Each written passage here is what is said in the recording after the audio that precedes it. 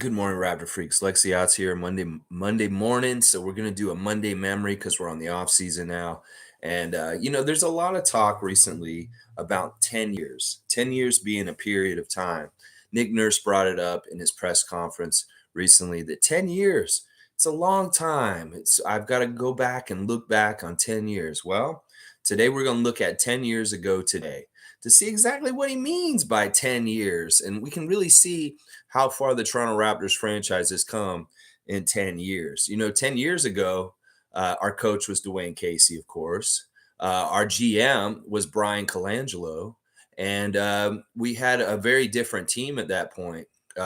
In fact, on 10 years ago today, we played the last game of the regular season in the 2013 season against the Boston Celtics. Now, a couple of days before this game happened on a Wednesday, April the 17th, 2013. The Boston Marathon bombing happened, where they had the Boston Marathon on that Monday, and of course, we know the tragedy of somebody setting off explosive devices at the race and causing chaos and mayhem. Well, Boston had been reeling from that. They had were supposed to play a game the next day against Indiana, but the game was canceled due to the tragedy, obviously. And so they actually finished that season with one less game than everybody else. I think Indiana also, as far as because they had to play that game too, because they never made that game up. And they finished the season 41 and 40, which is very weird, like in some ways, because if they had played that extra game, we don't know whether they would have been even or 42 and 40. But that was just a weird like season total for their team by the end of the year because they missed that game because of the bombing. Well, they had the first game after the bombing in Toronto on a Wednesday night against the Raptors, the last game of the season, and the Raptors themselves were on a 4-game win streak. They had started really bad in this season. This was Jonas Valanciunas's rookie year as an NBA player, and the Raptors had started the season 3-14. Now they didn't make the playoffs that year, but they really were showing a lot of promise at the end of the season, starting to find some good chemistry with each other. And this game was really interesting for a couple of different reasons. The Celtics had already made the playoffs, so they didn't play Kevin Garnett and Jason Terry, and they played Paul Pierce very little in the first half, like 14 minutes. But we dominated them and beat their butt really bad. There's all kinds of interesting things. Like I like looking at the box scores for stuff like this. First of all, let me read a couple quotes about things with what happened with that day. Of course, at that time, the Boston Celtics head coach was Doc Rivers, guys, and he said that this is what he said about the explosions because this was a big deal. What happened with the Boston Marathon? Doc Rivers said, "I always go down after practice and watch every year the Boston Marathon that we've been in town because I live literally 2 blocks from the finish line." Rivers said on Tuesday, "I was on my way. Actually, I had just gotten out of the Prudential Center tunnel when the bomb exploded. The city has responded. It was awesome watching people help people. I'm driving, and you can see people helping people walk, helping people go to the right places. This city has an amazing amount of spirit, and I think it showed last night and today still."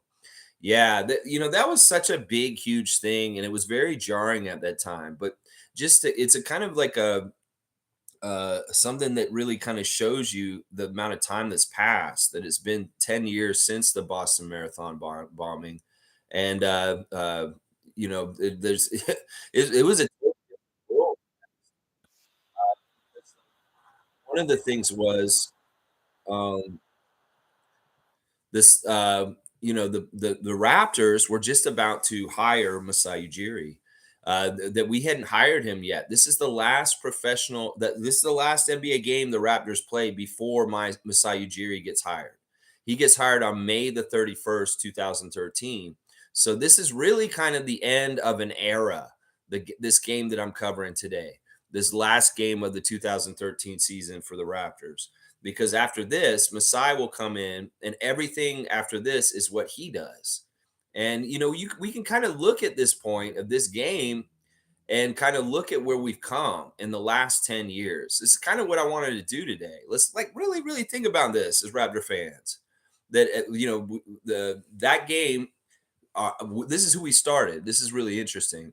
We had Amir Johnson at power forward. We had Rudy Gay. We had DeMar DeRozan. We had Kyle Lowry. And we had Jonas Valanciunas. And that's a fantastic starting lineup. DeRozan got 24 points in this game. He was a plus 23. He was 8 for 13 from the field, 5 for 5 at the free throw line, 3 rebounds, 2 assists. Valanciunas, as a rookie, in his last game of the season, 6 of 10 with 7 rebounds and 18 points. Lowry wearing number 3, guys, because this was when Lowry was wearing number 3 for the Raptors. He had not switched to 7 yet.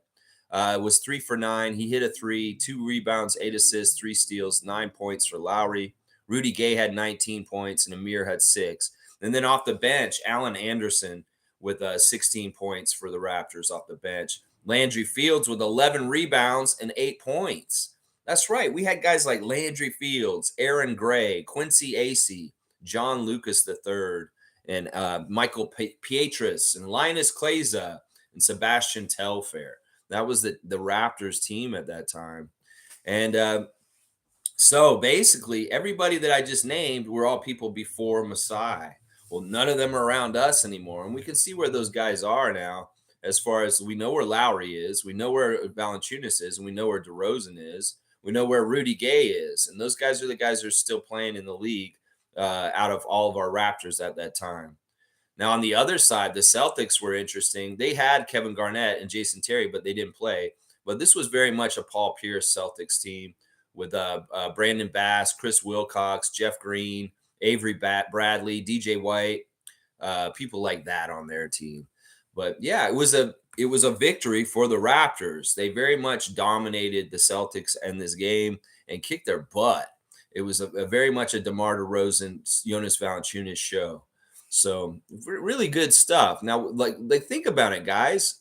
We came from this 10 years ago. This lineup and this place. We won that season 34 games. We won 34 games that season. This year we won 41. We won the same amount of games as that Celtics team that we played that day. The Celtics would go on to play in the first round against the New York Knicks. And I do believe they did get eliminated, but I don't know for sure. I didn't do all the research on that. Now, everybody from that team is gone. Coach Casey, which it was his birthday. Honestly, it's Coach Casey's birthday today. Happy birthday, Dwayne Casey. 66 today, 56 when that game happened in 2013. None of them are here anymore. And that's what I'm saying. That was the team that was left from Brian Colangelo giving the reins to Masai Ujiri. And that over time, Casey and DeMar leaving when they did in the summer of 2018 was just part of the logical plan that, Masai came in with Nick Nurse. And that's the thing that everybody has to remember and realize, that he came in with him as his anointed head coach that he really likes, and that he had always intended to make him our head coach, even in 2013. That was part of bringing him with him, was that Casey, we're going to let Casey coach, but if he doesn't coach well, we will fire him and we will hire you, Nick, and you will take over. They knew that in 2013 when they both came here to Toronto, Nick Nurse and Masai Ujiri. That's one of the things that people seem to forget, that, Nick Nurse is a coach groomed by Masai Ujiri, somebody that he very much values and thinks is one of the greatest coaches ever in basketball. And now maybe there are weird place right now with his results from the season that maybe we're finally hitting that ceiling of where he is kind of not the right coach for where we are with our team at this point. But that's really interesting. Like there may be some sort of like certain length of time that's a cycle in basketball where, the coach can be a hot, like very innovative coach and they can kick butt and know all kinds of stuff, but then the game may catch up to them. And then like if they're not innovating and being as creative and being as effective with the innovation, that maybe they're not an effective coach anymore. But it's very interesting to see that, like the snapshot of where the Raptors were 10 years ago today, that they had just played the Celtics. They beat them. They finished the season on a nice 5-game winning streak. And Coach Casey's birthday, and Jonas is finishing up his rookie season, and then you had Kyle and DeMar, the early budding friendship on that team at that point. So cool to kind of look back and kind of think about where we came from with this. Masai shows up a month later at May 31st, and he basically says, I'm coming here to bring a championship to Toronto. Well, we can look back and think about, well, Masai came through. He did exactly what he said he was going to do. Brought us a championship in 2019. Well, he wants more. And when he says he wants to do stuff, I believe him. This is why I trust Masai so strongly. And that everything that he does, I don't question it like a lot of people do in Raptors Nation. I really do trust he has a big scheme picture, because he showed it right from the bat. Like when he came in 2013, he got us a championship in 2019. So that was a 6-year process. But every single thing he did during that time, whether it's the Rudy Gay trade, whether it was this, whether it was that, it all led to and was contributing to getting to that ultimate apex of winning the championship in 2019. Now, this is why I trust him, is because he has shown that he can figure out the building blocks and the right things to go together to get to that point. And that's why Raptors Nation should trust him right now. It may be crazy and weird to you that he didn't sell at the trade deadline. It may be like, why the fuck did you get Jakob Poeltl? Some of y'all may be saying. Well, he knows what he's doing, and I trust him because he did it in 6 years when he came here originally. I think he can do it again soon. So I'm all about Masai Ujiri and love looking at 10 years of Masai Ujiri and Nick Nurse. That figure, 10 years, talking about it, Nick. Yeah, 10 years is a long time. Got to assess things. That's right.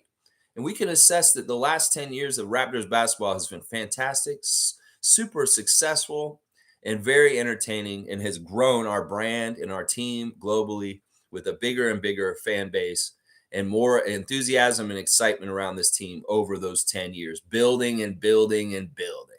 So everything that Masai has done in a lot of ways for this team has been hugely successful.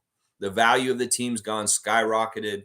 The interest, the ratings, the attendance, everything, way up out of the roof and stuff like that. So, all right, let me look at more at the box score. Just so y'all know, one of the refs in this game 10 years ago was Ed Malloy, guys. He was actually one of the refs. He was not the crew chief, but it was Tony Brown, not Tony Brothers. I want to say Tony Brothers. Tony Brown, Scott Twardski, and Ed Malloy were the three refs that day at Scotia Bank Arena. Was Air Canada Center at the time.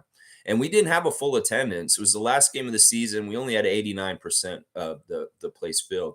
Now, the things that the Celtics and the Raptors did in their team stats, the Raptors outshot the Celtics and shot 50%. We made way more threes. We beat them at the free throw line. We out-rebounded them. We had more assists. We just outplayed them altogether. We had less turnovers. We had we had a higher lead. We did all kinds of good stuff. We did very, very good things in this game, and it wasn't even close, and we just blew them out. So there you go. There's a Monday memory. Toronto Raptors beating the Celtics on April the 17th in 2013, the ending of the rookie year of Jonas Valanciunas, just the pre-dawning of the Masai Ujiri era coming over the hill the next month, and bringing in Nick Nurse with him at that time. So, yeah, we've come a long way in 10 years, y'all. Really, if you think about it, there's some really cool highlights on YouTube of the game that I'm talking about today. In fact, they had the moment of silence that they had before the game for the Boston Marathon victims. It was very touching, and it very much showed the solidarity between the cities of Toronto and Boston in that moment. They had changed our Air Canada Center logo to green. They had everybody on both teams circle the whole center court and have a prayer circle and had their heads down for a moment of silence. And a lot of people at that time, the noise was that Toronto was very classy and very thoughtful for showing such nice support towards the Celtics in the days after the bombing. So, and this is the period when we had that 3D graphic at the end of the court. Remember when we had that graphic, the end line, and it looked like it was standing up? This season they had that. That's how long ago this was. But yeah, it's kind of cool to look back and see things like looking at Jonas, baby Jonas as a rookie is hilarious. There's a clip on YouTube of him doing an after game interview after this game. And Landry Fields starts bugging him, and they start asking him about his rookie season, what he learned. And Landry Fields like runs into the middle of the camera, and Jonas says, "I learned that I have to deal with these knuckleheads," is what he said. The vibe was very loose and fun. I mean, for having a losing season and them not making the playoffs, they seemed like they were pretty positive and they looked pretty happy about the prospects of the future, and rightfully so from what we saw that happened in the years to come. But yeah, just fun to look at take a little snapshot. Kind of really is important to look back and kind of look at the past and see where you've come from and see what you've accomplished. So many people just worry about winning more championships. So many people just can't get any perspective and understand how much work and how much time it takes to get NBA championships. And in some ways, it's kind of cool to like kind of look and see the last 10 years of Raptors basketball. Awesome. They've been awesome for the most part, even with all the trials and tribulations. All right, let me check in with y'all in the comments. Nameless is saying, can we go the Detroit Piston route and just promote Nick Nurse? That way he's away from the scene. Do we really have to fire this coaching phenom, as Masai put it? You know, I get what you're saying, but Nick would never go for this because he's entering his prime years of coaching where he's going to get paid big. Like the one thing is, I mean, he is represented by Clutch and he is going to be trying to get a big payday on this next whatever he does with his coaching career. So, yeah, no, he wouldn't agree to this himself. He's like in his coaching prime.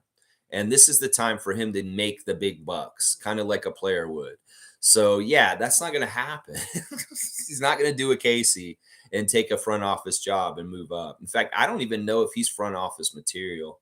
In some ways, he's a coach through and through, and he may not have that kind of move in him for the future. I don't know. I think he has intimated that he would like to be involved in personnel, but that's not really what he's good at. That's not what his strength is, obviously, because we see how bad he is at developing people. So I don't know, Nameless. Listen, we've got to be a certain way. We can't fear Nick Nurse going to coach another team. In fact, in some ways, we may want to encourage it because it could be that it's not very successful. Trust me. In some ways, he was very much. The criticism of him is that he was set up to succeed by what he like inherited as a coach.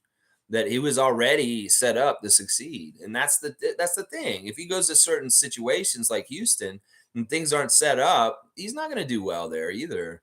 So, that's what Houston Rocket fan wants to think that he's going to magically come there and fix everything. He won't. If he goes down there, he won't. So I say let him do whatever he's going to do. If he's going to stay here and he's going to fix his system so that we can win next year, so be it. But if he's going to leave, so be it too. I'm not afraid of what happens with Nick Nurse, no matter what. Really am not. I mean, if I made my words, if all of a sudden he's a division rival coach and he's killing us. But for the most part, I'm not as worried about what Nick Nurse does. I'd kind of rather him not be our coach next year, but in some ways, I can see the reasons why we need to keep him. Monique saying, good morning, everyone. Very good choice for a Monday memory. Good on you, Lex. Well, I'm going to try and do the date more often. It's hard during the off season because there's not a whole lot of things happening. And this game just happened to be very convenient for this. And it really lines up really well with the whole thing. Like I said, Nick Nurse said 10 years is a long time. Well, 10 years is just about to come up in about a month, 10 years. And we'll have to see where he's at now.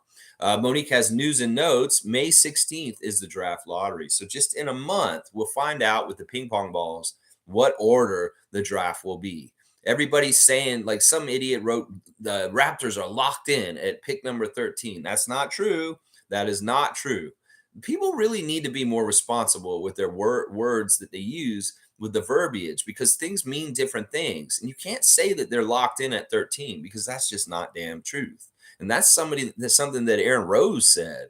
And that's what I'm saying. Don't listen to this guy. They're using all kinds of different words and stuff and that aren't fair or like apropos to the situation. Like locked in is not true because we don't know where they're going to pick exactly. And you give misinformation as a journalist, Aaron Rose, when you put something like that. And Doug Smith, same kind of thing. He's saying all kinds of crazy shit right now. In fact, I have to turn them off too. Like, I can't listen to the journalists or anybody on Twitter or anything right now. Twitter's just become like such a cesspool. And now it's kind of like I'm a little bit burying my head under the sand as far as like the word on the street with things about the team, because none of it is really worth like commenting on or talking about here. I could go and look for all the noise out there, but what's the point? A lot of it's unnecessary, it's stupid, and probably waste my time looking at it and talking about it on here. So, Fiercey's here. Good morning to Fiercey Salsera. Good morning, fam. What's poppin'? Was away this weekend for my daughter's basketball tournament. Awesome. Ended in fourth place, representing at the provincial level in Quebec. So we're still proud. That's awesome, Fiercey. That's fantastic. I was still streaming afterwards, though, and I love your daily concepts, Lex. This is great. Congrats again to Monique. Awesome, Fiercey. I love it. Yeah, the off season's a little bit more different as far as like my content, but I try and make it fun. In some ways, I think of the off season content as kind of like when you're a kid and you get an activity book and you've got different kind of fun things that are on different pages for you to do. Well, we're doing a Monday memory today just to look back and take a look in the past and kind of look at where we came from. And tomorrow we'll be doing a trivia, y'all. Tuesday's always trivia now in the off season. So if you enjoy the Raptor Freak Tuesday trivia, get ready every week to be playing on Tuesday at 9:30. And I've already written up the questions for tomorrow. They're fantastic. And I hope everybody will join us tomorrow for the Tuesday trivia tomorrow morning. Yeah, I like to have fun stuff going on, but that's fantastic about your daughter in the basketball tournament. And good job representing. Yes, go further as much as you can. And just have fun. Just awesome. Awesome. I love to hear young people playing the game of basketball coming up, especially young ladies. Isaac saying nice at Fiercey. Congrats. Yeah, Isaac knows about playing some basketball himself. Hopefully he's healed up. We'll have to see. Isaac, you got to give us an update on your basketball team too. Let's see. Fiercely saying, thank you, Isaac. So much has changed in 10 years. I was not following the team then and was pleasantly surprised to watch an older game on NBA TV. It aired not too long ago. Yeah, it's fun sometimes to see time capsule games. We did this last season when we lost to Philadelphia. We watched a lot of the games between Philadelphia and Toronto from Allen Iverson versus Vince Carter in 2001. And it was kind of fun to do watch alongs. The concept didn't totally work on this channel, so I'm not going to do any more watch alongs like that. But it was fun at the time. And that's part of how we got some of our Philly fans. They came and watched the games with us. So it was kind of cool. MSJ saying, I remember that season. Seems like a long time ago now. And the Raptors are so different as an organization. Yeah, that season was interesting because we lost a lot, but there was really kind of like a burgeoning promise that was coming up on the team. We could tell with DeMar that he was really something else. And Kyle had just showed up. And we're just starting to like get to know Kyle. It was early. Kyle didn't score a lot and he wasn't really dominant. In fact, he didn't start all the time. And it was weird. It's weird. It's a weird era when you see Kyle wearing the number 3. That that's very early Kyle Lowry on the Raptors era. And then having Amir there also. He's a really underrated, a longtime great Raptor that we don't talk enough about. Amir Johnson is an important Raptor to our history and his place in things. And then of course Rudy Gay. That was that part of that buddy. Those 3 friends, Kyle, Rudy, and DeMar, were such like 3 musketeers at that time. And then Rudy got traded, of course, by Masai the next year. And that started the whole thing with, the 4 guys coming from Sacramento in exchange for Rudy Gay. But yeah, you remember that time too. Yeah, it was an interesting time. For me personally, I was still in Florida. And it was the last year I'd live in Florida and then I'd move here. And I've been here since. And I was still in Florida at this time. And I was just about to move back to Toronto in the next year. So Top saying, I've said it from end of November. Changes need to happen and not just Nurse. Fred or Gary have to go. Hopefully sign and trade. Pascal or OG have to go and keep Koloko and Bannon. Get high picks. All right, Top, you're overreacting. Once again, Top always coming in here overreacting. Yeah, we need some changes, but they're not the changes you think. We need changes to our system. The whole problem with our team is that these guys have the wrong program running through their computer. They need a new operating system. And that once they do that, it's going to be a lot more sussed out. I don't like Nick Nurse's system. That's why we got to fire him probably. But I'm not into any of this. You start out with Fred. No, that's a non-starter with me. Fred's not going anywhere.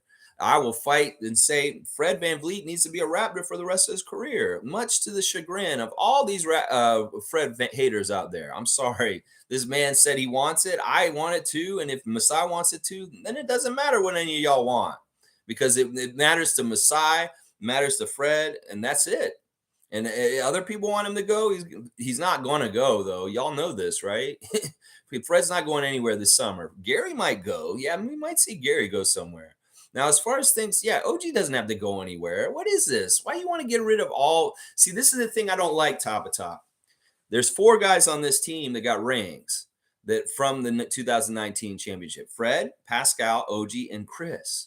And I once again say you don't move any of them. Once again, it sounds like you guys are vultures. You want to come and pick at the carcass of what the Raptors championship team was, and you just picking extra meat morsels of whoever is left on that. Kawhi's the big meaty part that was eaten out the first part. Then you come and get Kyle and Serge and Mark and Norman. And now you fucking want to come and get the rest of them top of top. I'm sick of this shit. I don't want to hear any more comments about this person needs to go, this new person needs to go. In fact, at this point, I might start giving strikes for shit like this. I'm going to give you a warning on this one, because this is unnecessary comment. We don't need this. This doesn't mean anything. This is like bullshit. It's like, you want to go make our team a garage sale? Is that what you fucking think? That we don't have valuable players on our team top of top? Yeah, I'm gonna start calling out bullshit comments like this, especially if they just sound like the same generic one over and over again. We need to get rid of all these people. Come up with something more creative. Maybe give me reasons why, instead of just listing a laundry list of people that you want to see gone. Yeah, I'm not gonna stand for this much soon. Watch, you're gonna get a strike. Watch out. Fiercely saying, patience is and has always been the key. When you take shortcuts, you end up short in the end. So in Messiah, I trust. I love that. When you take shortcuts, you end up short in the end. And that is what happened this season. Nick Nurse took shortcuts with organizing the offense. He just said, yeah, go do it, guys. And he didn't really teach them or tell them specifically what to be doing. And that's why we look so chaotic. That's why we look so unorganized. That's why we did not excel and succeed in high pressure situations, because we didn't practice details. We didn't practice specifics. We didn't have structure. We didn't have a team that knew what the fuck they were doing. Half the time they were winging it and making it up on the fly. And that's what we got to do. That's a shortcut that Nick took. He thought that, I can rely on the talent and the supreme greatness of some of the players on the team, which is very true, and not really do my part of the work, and like not really do the things that I need to do to set them up to succeed. And that is a big part of the problem of the season. MSJ saying at top of top, I would not be shocked if the Nick Nurse Fred VanVleet duo is on their way out. With Fred, it could just come down to dollars, but I hope a sign and trade is part of the departure if that comes to pass. Yeah, well, we'll have to see. I mean, I'm pretty sure like Nick is a good chance of leaving, but don't hold your breath on Fred. Seriously. He's going to work with Masai. They have such a good working relationship. And Fred's not greedy. Y'all think he just cares about the money. He will change his number just to fit underneath what we can do with him. So, yeah, don't think everything that people have been saying about Fred as far as being greedy and wanting this money and this and wanting these shots, it's all false. It's all bullshit. He's going to work with everybody, and he will work within the umbrella of what is doable for us. So Race Mode saying, did you watch Lowry coaching his teammate during timeouts last night? Kyle's building bulldog mentality is the building blocks of our Raptor culture. He is the reason why I'm still a fan of the Raptors. That's interesting. No, I didn't watch any of the games yesterday, but I will go over them and kind of talk about them a little bit as far as just shallow, but not real deep. And then we'll do a ref report for tonight. I have looked at the refs for tonight and also who they favor and stuff like that. It's true. Kyle's bulldog mentality really was the building blocks of our grit and culture of being who we are. And this is why Fred needs to recapture this as best as he can. When Fred said, I need to be more myself this year coming up, I think that's what he means. It's like Kyle's got to be Kyle to be who he is on the team, to be the most effective leader and be that culture leader like Edmund's talking. Fred needs to be himself. He can't pull punches and he can't hold back. In fact, if he doesn't be fully himself, he's doing a disservice to the team because the team needs the real Fred VanVleet, the one that will be outspoken, the one that will hold people accountable, and the one that will like back up and stand up for holding a certain amount of excellence in what we're doing and paying attention and doing it the right way. And that's the stuff that I really want from Fred to be like more like Kyle in some ways. Now, Kyle has certain things that really matter to him, and those things are details that matter. And that's what we want Fred to make a big deal about this year coming up for sure. Top saying there's no way on God's green earth we should keep Nick Nurse. He doesn't want to be here. We need to get some thick skin and make the cuts that need to be made. Other teams have passed us this year. I won't disagree with that last part. The Eastern Conference got a lot stronger this season, and in some ways we regressed slightly. I'm not going to say we regressed a lot, though. A lot of people are making more of a big deal out of how our season went this year, and they're not realizing that our season was not that unsuccessful. I mean, sure, there were like bad games where we lost that were close, and our record could be way better. But in some ways, this team had mixed success. It's not just all was shitty, and we can't just say that. It's not up to us. It's Masai. If Masai and Nick still have a good working relationship, if Masai can tell Nick to change everything and get it to be more organized, like I'm talking about, then we can go forward with him. He's been in so many different coaching situations throughout his whole entire life of coaching, Nick Nurse. All kinds of crazy places, really shitty teams, really weird leagues, different countries, so many different players that if they have a serious talk with him, they have him come into the office and say, Nick, we're not happy with how you coach this team in any kind of way. You have to make drastic changes, or you're going to have the same kind of year next year. If he doesn't listen to Masai, if it may be that Masai has demands like, look, you've got to overhaul everything, you've got to completely throw everything out and start over, then they can find a way to help him still be the coach here. I don't know. See, this is above our pay grade. This is not our occupation. Just like Pascal makes that excuse in interviews, it's not our expertise to know. We don't know what's going to go on inside and talk to him. In some ways, yeah, I don't trust him, and I'm exactly right with you. That we shouldn't probably keep him, but we don't know for sure, and it really is going to be up to Masai. So we'll have to see what he decides. Cowboys here. Good morning, Lex and Raptor Freaks. We've gone a long way. Also, congrats to Fiercy and Fiercy's daughter. Yeah. Listen, placing fourth out of, I don't know, maybe there were 15 teams there, 12 teams or something like that. That's a big deal still. And, people always poo poo like it's the Ricky Bobby stupid shit from Talladega Nights. Number one only, number two is no good. I understand that. But, there's not always going to be everybody's going to be number one. And you can celebrate success even if you don't win it all. There's nothing wrong with that. This is part of what sports mentality needs to change a little bit. I'm not talking about participation trophies, but if you place and you have a pretty good finish, that should still mean something. Second place in the Olympics means something. A bronze medal in the Olympics means something. And that's what I mean. It's like everybody says, oh, championship or bust. Well, if you have a winning season and you get far in the playoffs, that's still a successful year, even if you don't get that Larry O'Brien. So we all got to, people are just so crazy these days with what they want for the NBA teams, like for the Raptors, and like, oh, if they don't get a championship, they just suck. It's crazy. Wayne's here. Good to see Wayne. Been watching the playoffs. Miami, Sacramento, and the Clippers are my choices to do well. The lack of faith Nick Nurse has in his bench is evident. Westbrook shoots shit, but does other things well and stays on. Yeah, Westbrook doing some key things that really key. It was funny. I did see this play. Devin Booker complaining and turning to the ref. Meanwhile, Russell Westbrook saving the ball from out of bounds and throwing it off of Devin Booker out of bounds. A brilliant play by a vet Devin Booker's complaining caused that. Really, really dumb. All right, let me look at the games last night since they've been brought up. That it did pretty much go the way that the referees wanted it. Like I said yesterday in the morning, they want the Lakers to win against the Grizzlies. Well, they won. They did beat the Grizzlies, and it was ugly, y'all. I mean, it was Austin Reeves a coming out party as far as like he had 14 points in the fourth quarter, and that he said he's him. And everybody in Laker Nation is going crazy like he's the new Jerry West. And they're really like going off and on crazy. Like Lakers Nation gets real cocky when they're feeling good and they start winning. and they're definitely in that mode at this point. They're feeling real good, and it's not looking good for the Grizzlies. I mean, it was already bad enough that Steven Adams is out. He's an important key player for them that makes them so much better.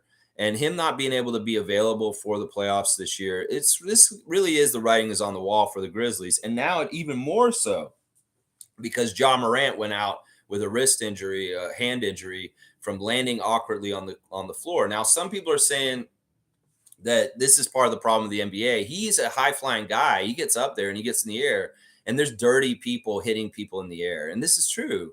I've seen this more than ever in the NBA these days. And this is part of the problem. We don't have enough enforcers like Charles Oakley out there, because it used to be if you tried to hit somebody going to the basket for a dunk out of the air like that, you would get fucked up. Like people would hit you and beat you up on the other end with elbows and, different things just to get you even.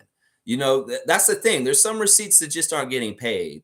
And I think if Steven Adams was out there and they came and hit John Moran out of the air like that, he needed to go give them a receipt, because that's wrong. And in the NBA, you could be really messing with a guy's livelihood when you take somebody out of the air when they're on their way up to go to the basket. This is a trend that has been happening in the NBA more recently that is not good. It's ugly. And it's part of the reason why we have more injuries is because guys are taking cheap shots on guys who can't defend themselves when they're going up to slam dunk.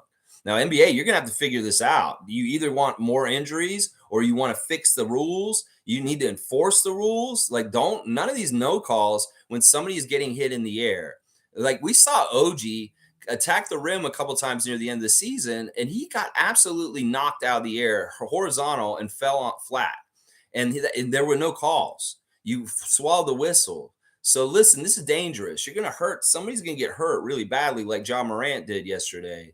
And you're not even calling fouls. That's messed up. It's like in some ways the league is softer, but in some ways you're not trying to protect them.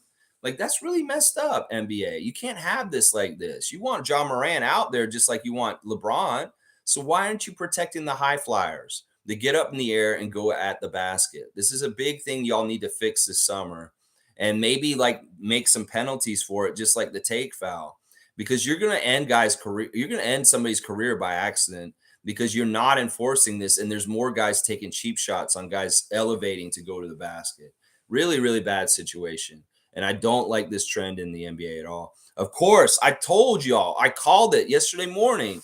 8 seed's going to beat the number 1 seed at home. Milwaukee losing to Miami. All 3 of the refs favored the Miami Heat. I said it that morning, and it exactly happened that way, y'all. Now, listen, this is the weird thing.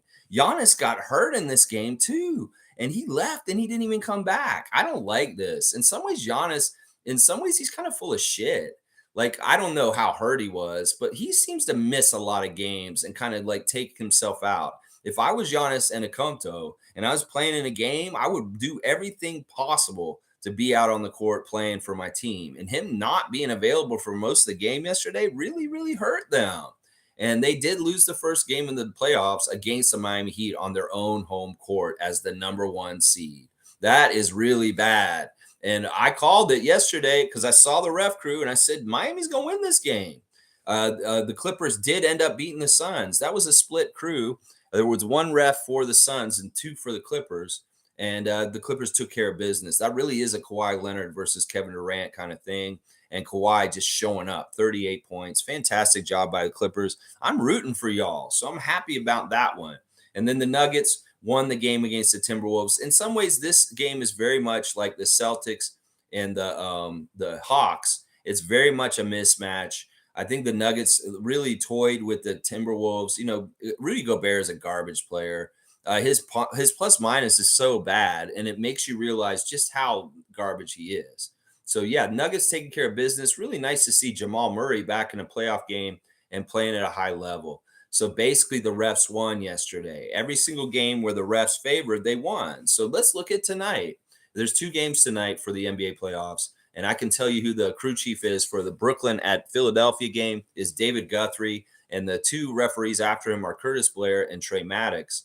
Now, David Guthrie favors the Philadelphia 76ers, but Curtis Blair and Trey Maddox both favor the Nets. So we've got the crew chief favoring the Sixers, and then the 2 under referees are favoring the Nets. So it's a toss-up. it could very well be that the NBA wants evening of the season series to make it more exciting. I really do feel like this playoff season is all about getting the big markets elevated. And that means both the New York teams, both the Los Angeles teams, and the Boston Celtics. They want to elevate these teams and help them as best as possible to get as much legs in this playoff season as possible. They love having both LA teams in the playoffs. They love having both the Knicks and the Nets in the playoffs, and Philadelphia also. And they want to milk this and get these teams as much help as they can. Golden State at Sacramento, game number 2 tonight. Zach Zarba is the crew chief. Courtney Kirkland is the second ref, and Giamidis Petraeus is the third ref. All three of the refs favor the Golden State Warriors, even though Sacramento has the home court and they're the higher seed. We'll see if that bucks the trend still. Maybe Sacramento can win both their first 2 games at home. Speaking of Sacramento, the whole thing with E40 has kind of blown up into a whole other thing at this point. He's claiming racial bias as the reasoning for why he was ejected. I went and researched this a bit more since this has been a subject on our stream yesterday about fan ejections and things that can get you thrown out. Well, this is how this whole scene went down. And I'm really taking the evidence from the person who was sitting behind E40 and not necessarily from the news reports or from E40 and his people and what they're trying to say. Mark J. Spears is a writer for the Golden State Warriors area in the Bay Area, and he's very much championing the story and kind of like pushing for things for E40 as far as like wanting explanations from the Sacramento Kings for possible racial profiling. Basically, what happened is E40 sitting at the end of the court, and there's fans of the Kings sitting all around him, and he's a Golden State fan, and he was just standing and talking, and like they were taunting him, they were talking trash to him, kind of yelling at him from behind, and at some point he decided he wanted to kind of antagonize them, and so he stood up and like just stood there, and he wouldn't sit down. And people were complaining, sit down, sit down. And he's kind of a wide guy. And the guy who talked about this said he was being a nice dude. He was talking to everybody. He was very friendly. But at some point he got mad and he stood up and he wouldn't sit down. And everybody behind him was kind of like, sit down, sit down. So he turned around and he said something like, you shut the B word or something like that to some lady. Now she was really kind of full of it. And they were antagonizing him and kind of drawing him into the conflict with them. But the way that it was handled is really weird. And I think partly talking about what we talked about yesterday is there was a huge part of the section complaining about him. It wasn't just like one person. I think there were multiple people right around there. But the intersection of his celebrity and then also the things about him being on a away court is kind of fishy and weird. Now, I think what happened was, listen, they came to warn him about standing. And what happened was he was kind of like put off by them coming to him and talking to him instead of talking to the other people. Because he told them, oh, they've been taunting me. They've been taunting me this whole game. And he kind of got angry and aggressive with the security guy in the footage. He got leaned right up into his face. And that's when they decided they wanted to throw him out. It wasn't because of the stuff with the fans, honestly. It was because he actually got aggressive with the security at a certain moment. And they're like, yeah, no, you got to go. And in some ways, I get it. Like, that's kind of how they are. It's like, don't mess with them. Don't be aggressive towards them. As soon as you're aggressive towards security, then they are going to throw you out. So I don't know. This will be very interesting. I mean, there are elements of race involved in this. But I don't know why he should be using that card in this situation. It's not necessarily exactly like Masai Ujiri racial profiling. This is more like this is just like arguments about people standing, somebody being a jerk, somebody cussing at somebody, people heckling people. There's a lot to it. So it's not totally cut and dry as far as like how he says it is. And it's not necessarily that the Sacramento fans are right either. They're actually probably pretty much the assholes too. So very interesting developments with that situation with all that. Let's keep going with the comments. Let Me Cook is here. Let's see what he's saying today. Raptorsfreak, I'm sure you said this, but what 2 teams do you have going to the finals and who do you have winning? I'm picking the Sixers. Sixers fan wants to know who I have for the finals. Well, it's tough to say like this early. I have favorites. I have people I'm rooting for sure. And out west, I really do like the Clippers. I would love to see the Clippers do very well, even though in some ways it's kind of like, I don't want them to do well. In some ways, I do really want them to do well because it will really enhance the legend of Kawhi Leonard. And I don't mind seeing Norman have success after us. And in some ways, the Clippers have never won. So they're kind of an underdog in the way that if it's going to be any team out there, if it's not the Memphis Grizzlies, I'd really like to see the Clippers or even the Kings. I like the Kings too. I'd like to see them go far. Now, is it realistic for those teams? I don't know. The Golden State is tough. We'll see with Kings and Warriors. I don't have any faith in the Nuggets. I don't have any faith in the Lakers. So it's kind of like, yeah, I think I like the Clippers and I also like Sacramento. Those are the two teams I'm rooting for the most.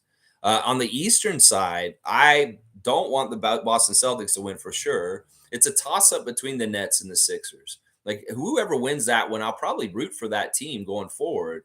I won't root for the Bucks because of Goran Dragic.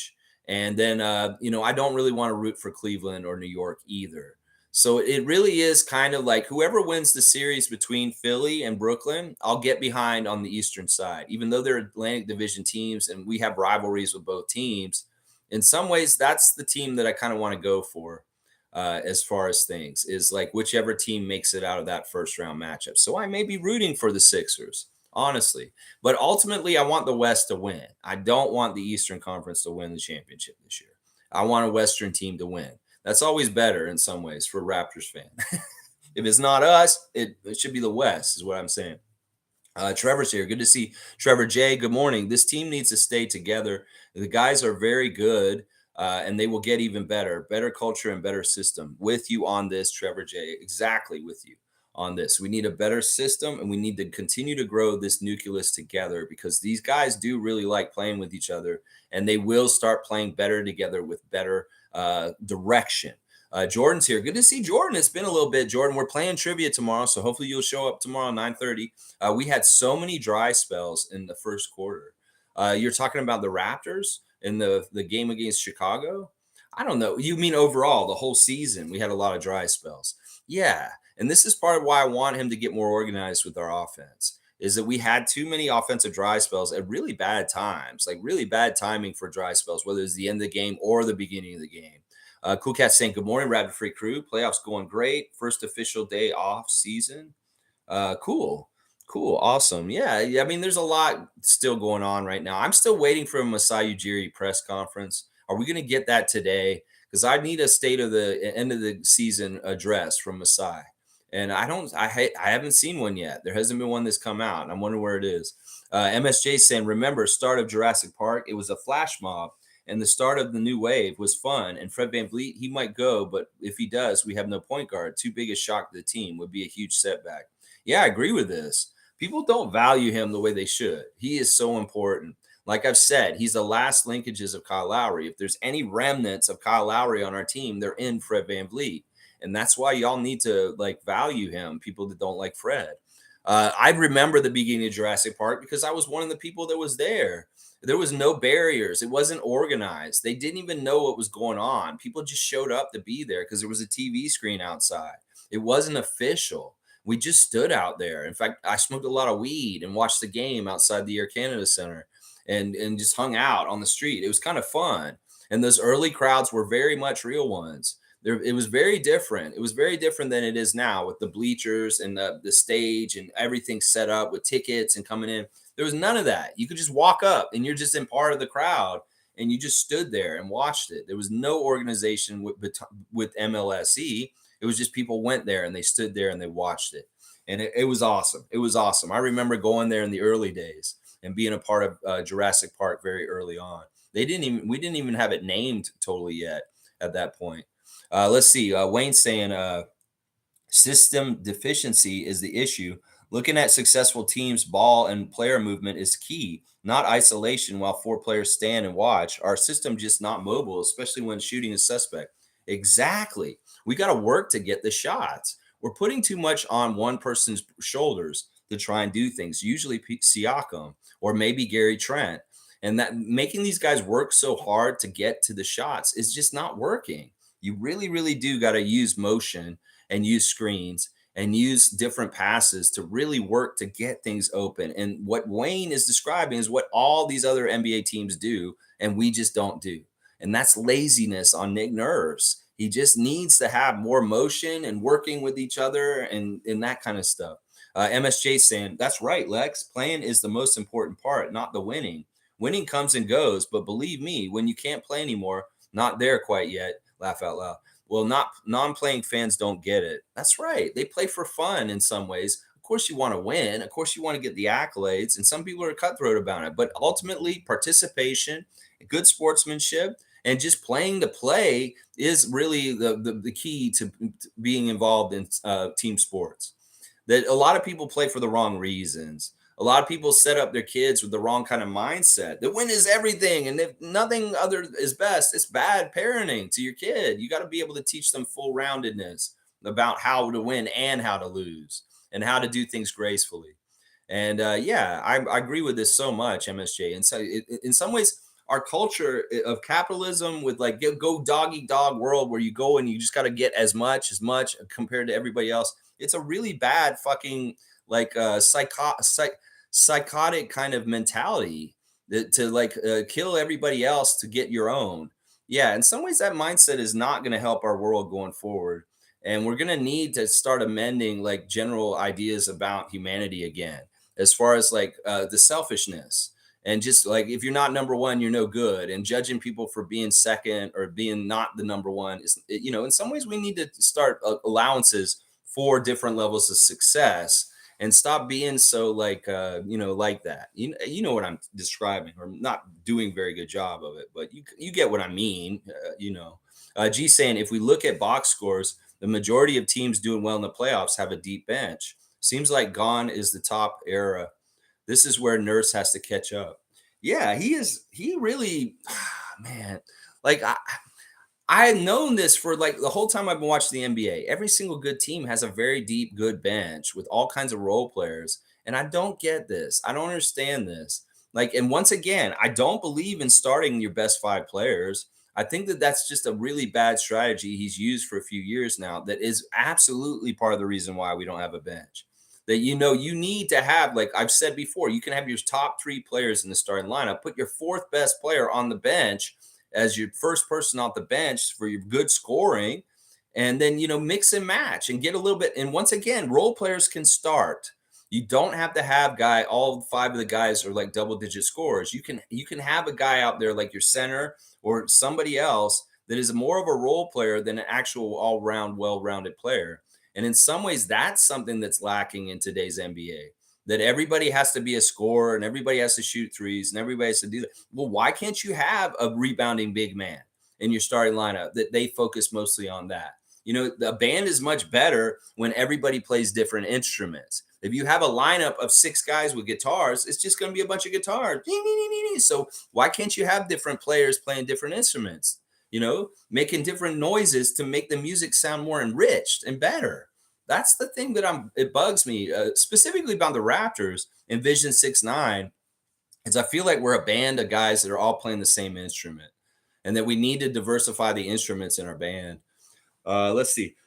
Excuse me. Leslie saying, hey, good morning, Raptor Freak. Hey, Lex, what do you think about Canadian sports stars being taken out of betting commercials?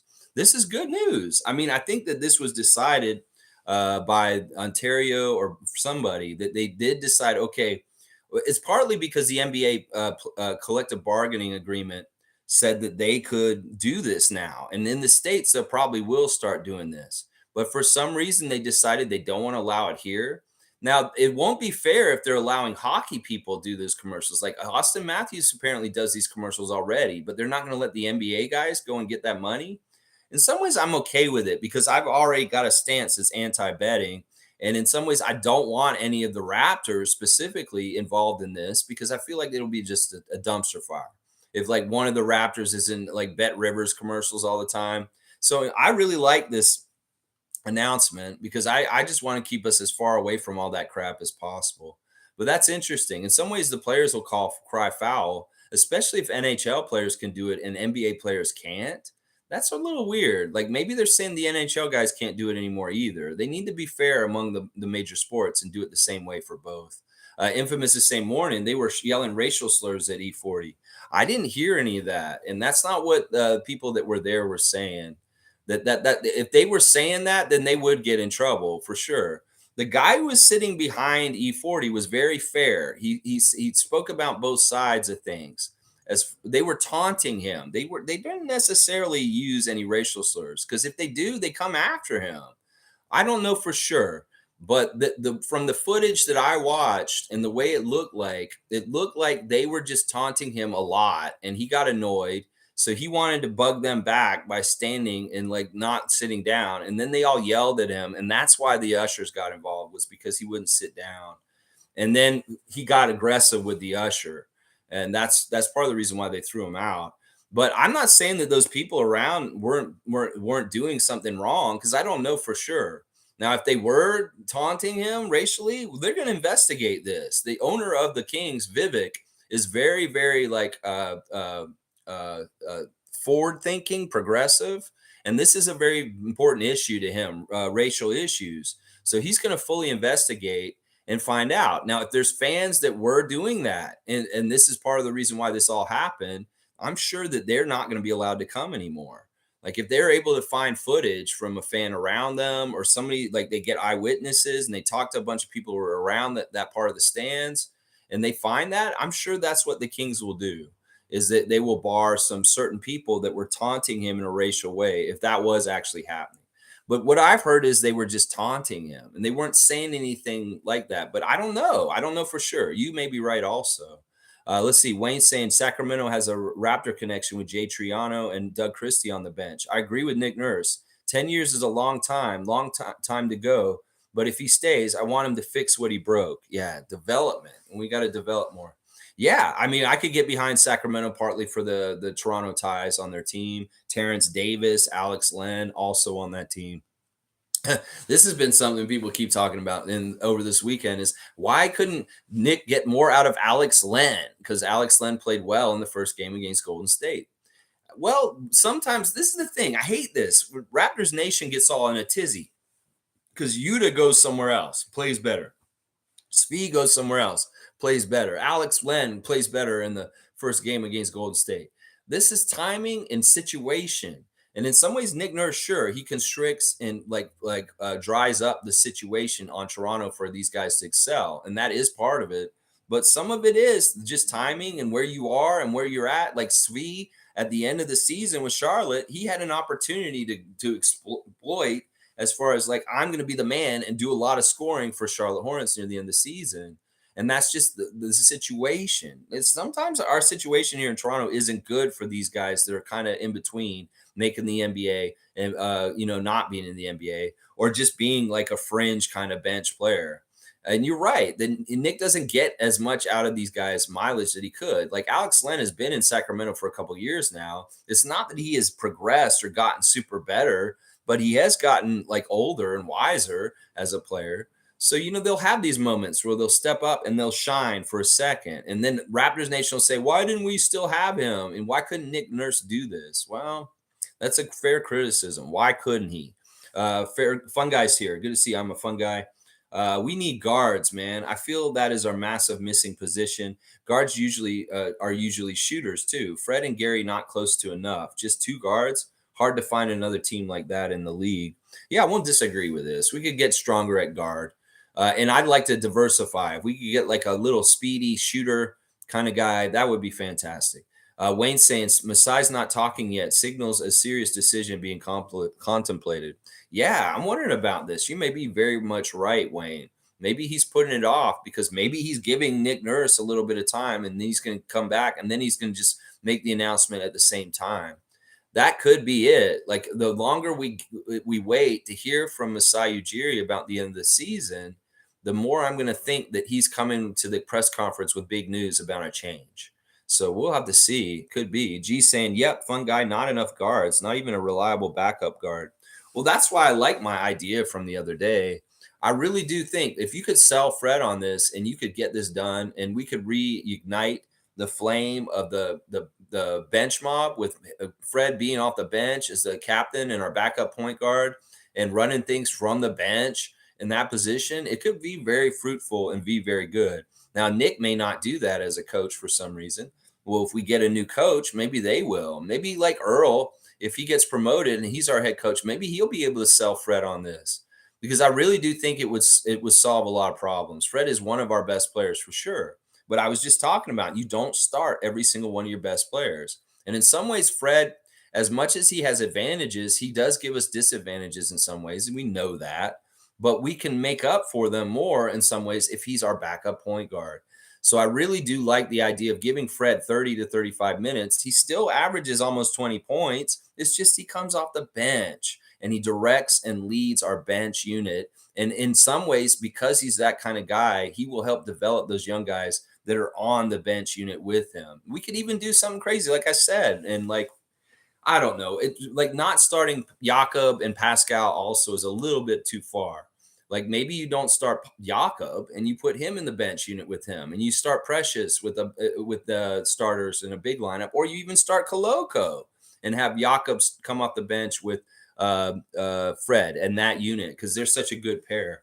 I don't know. I'm trying to figure this out. Fred would be the best backup point guard we could have, honestly, in some ways. And you let Scotty be the starting point guard. Monique's saying Masai could be doing things with the Giants of Africa, but then again, front office just had a talk with Nick Nurse, so you never know. Yeah, we don't know yet. We're gonna have to find out. We're all waiting to hear from you, Masai. And when you make your press conference for the end of the season, we'll be very interested to hear what you say. Leslie's saying there must be some serious things going on behind the scenes because Masai and Bobby haven't said anything yet. Yeah, I remember them usually having an end of season kind of like press conference. So where is it, guys? Are you waiting? Are you going to wait until we see what happens with the draft lottery? Are you going to wait a little bit? Are you going to let Nick go and have his weeks away and then come back? And then they're going to have a meeting and y'all will talk. And then you'll come back out and you'll say, this is what we're doing then.